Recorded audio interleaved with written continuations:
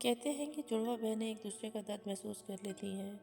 ہم دونوں ایک جیسے چہرے، ایک جیسی آواز اور ایک جیسی عادتیں، ایک جیسی پسند ناپسند کرنے والی دونوں بہنیں تھیں، مگر وہ ایک نیا گھر، وہ ایک ایسا گھر تھا جو ہمیں راس نہ آیا۔ السلام علیکم، امید کرتی ہوں کہ آپ سب خیریت سے ہوں گے۔ جو جہاں سے سن رہے ہیں، اللہ پاک سب کو اپنی حفظ و امان میں رکھیں، آسانیاں بانٹنے اور آسانیاں کرنے کی توفیق عطا فرمائے۔ کہانی اچھی لگے تو کائنڈلی اس کو لائک اینڈ سبسکرائب کر دیں۔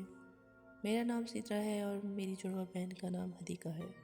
امی کے انتقال کے بعد ہم نے پرانا فلیٹ چھوڑ کر ایک نسبتاً سستا مگر بڑا گھر کرائے پہ لے لیا۔ گھر پرانا تھا، خاموش تھا اور حد سے زیادہ صاف تھا، جیسے وہاں کچھ عرصے سے کوئی رہ ہی نہ رہا ہو۔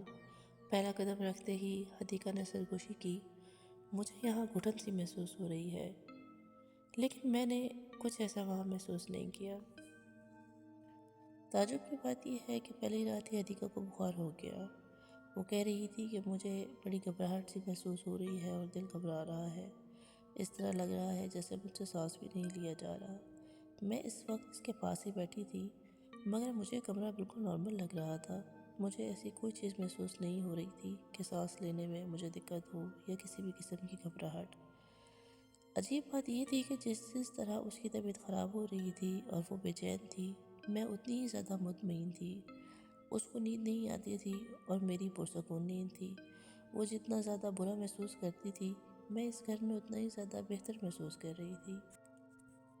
چند دن کے بعد میں نے محسوس کیا حدیقہ کے کمرے میں لائٹ خود بخود بجھ جاتی ہیں، آئینہ دھندلا رہتا ہے، دروازے بار بار خود بخود بند ہوتے ہیں اور کھولتے ہیں۔ کبھی اس کے دروازے خراب ہو جاتے ہیں، کبھی اس کا لاک خراب ہو جاتا ہے اور ایک عجیب سی بدبو اس کے کمرے میں رہتی ہے۔ بنسبت میرے کمرے میں سب کچھ ٹھیک ہوتا ہے، حتیٰ کہ ہوا بھی بہت اچھی محسوس ہوتی ہے۔ اس کے کمرے میں مسلسل ایک حبس اور ایک عجیب سی وحشت محسوس ہوتی ہے۔ یہ بات سب سے زیادہ عجیب غریب تھی۔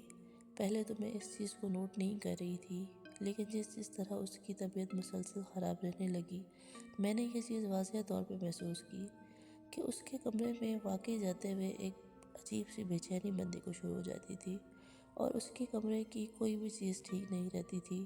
ہر آئے دن کوئی نہ کوئی مسئلہ ہوتا تھا، جبکہ بنسبت اس کی نسبت میری ہر چیز بہتر تھی اور میں وہاں اور اس گھر میں اچھا محسوس کرتی تھی۔ ایک رات میں باتھ روم میں گئی، آئینے میں میں نے خود کو دیکھا، لیکن ایک لمحے کے لیے مجھے اس طرح محسوس ہوا کہ میرے پیچھے حدیقہ کا عکس ہے اور وہ کچھ سرگوشی کر رہی تھی۔ مجھے اس طرح لگا کہ وہ یہ کہہ رہی ہے کہ یہاں کوئی میری جگہ لے رہا ہے۔ میں نے فوراً پیچھے مڑ کر دیکھا تو کوئی نہیں تھا، لیکن آئینہ ابھی بھی مسکرا رہا تھا اور اس طرح لگ رہا تھا کہ ابھی بھی وہ میرے پیچھے کھڑی ہے۔ ہم نے مالک مکان سے گھر کی ہسٹری پوچھی، اس نے ہچکچاتے ہوئے بتایا، یہاں پہلے بھی تو جڑواں بہنیں رہتی تھیں اور ایک بہن مسلسل بیمار رہتی تھی اور آہستہ آہستہ وہ بہت زیادہ کمزور ہو رہی تھی۔ اس کے بہت زیادہ علاج کروائے لیکن وہ ٹھیک نہ ہوئی۔ بعد میں پتہ چلا کہ اس پہ کسی قسم کے اثرات ہیں اور وہ اتنی زیادہ کمزور ہو گئی تھی کہ وہ ایک دن فوت ہو گئی۔ اور یہ سنتے ہی حدیقہ پریشانی سے کانپنے لگی۔ اب آہستہ آہستہ اس گھر کی حقیقت کھل کے سامنے آ رہی تھی۔ حدیقہ کے کمرے میں کہیں کہیں اس کا نام لکھا ہوا نظر آتا تھا، دیواروں پہ کہیں کہیں خون کے چھینٹے نظر آتے تھے۔ اس کے بستر کے آس پاس ایک عجیب سی بدبو، ایک حبس سی محسوس ہوتی تھی۔ رات کو اس کو سانس لینے میں دشواری ہوتی تھی، جبکہ میں اپنی جگہ بالکل مطمئن تھی، لیکن کہیں نہ کہیں میرے دل یا میرے ذہن میں ایک بات پیدا ہو گئی تھی، وہ یہ کہ مجھے لگتا تھا کہ اب حدیقہ کا وقت بہت کم رہ گیا ہے۔ ایک رات حدیقہ رونے لگی اور اس نے کہا کہ مجھے لگتا ہے کہ تم بدل رہی ہو۔ تو میں نے اس کو کہا کہ نہیں، میں بدل نہیں رہی، لیکن مجھے واقعی اپنے دل میں یہ محسوس ہوا کہ کہیں میں اپنی بہن سے نظریں تو نہیں چرا رہی، یا کہیں مجھے یہ تو محسوس نہیں ہوتا کہ اس کا ٹائم پورا ہونے والا ہے اور وہ یہاں مہمان ہے۔ آہستہ آہستہ حدیقہ کی حالت بد سے بدتر ہوتی جا رہی تھی۔ اس کو سانس لینے میں بہت زیادہ دشواری ہوتی تھی اور مسلسل وہ بخار میں رہتی تھی۔ میرا دل یہ بوجھ چکا تھا کہ اب میری بہن زندہ نہیں رہے گی، اور شاید وہ مالک مکان کی بتائی گئی حقیقت میرے ذہن کے کسی لاشعور میں بیٹھ گئی تھی، یا مجھے لگتا تھا کہ وہ جو پہلے 2 جڑواں بہنیں رہتی تھی، اس کی فوت ہوئی بہن کا سایہ شاید یہاں پہ موجود ہے، جو میری بہن کو زندہ نہیں رہنے دے رہا، یا جس کو اس نے بیمار کر دیا ہے۔ کیونکہ ہم دونوں جڑواں بہنیں تھیں، ایک ہی گھر میں رہتی تھیں، ایک ہی جیسا کھاتی تھیں، لیکن وہ بد سے بدتر ہوتی جا رہی تھی اور میں بالکل نارمل تھی۔ تو مجھے اس طرح محسوس ہونے لگا کہ اس گھر میں پرانے اثرات موجود ہیں۔ ایک دن بہت زور سے بارش ہو رہی تھی اور ہماری پورے دن کے لیے لائٹ نہیں تھی۔ میں پڑھتی بھی تھی اور پڑھاتی بھی تھی، اور میری بہن گھر میں ہی رہتی تھی۔ شام کو جب میں گھر آئی تو میں نے دیکھا کہ سارے گھر کی لائٹس آف ہیں۔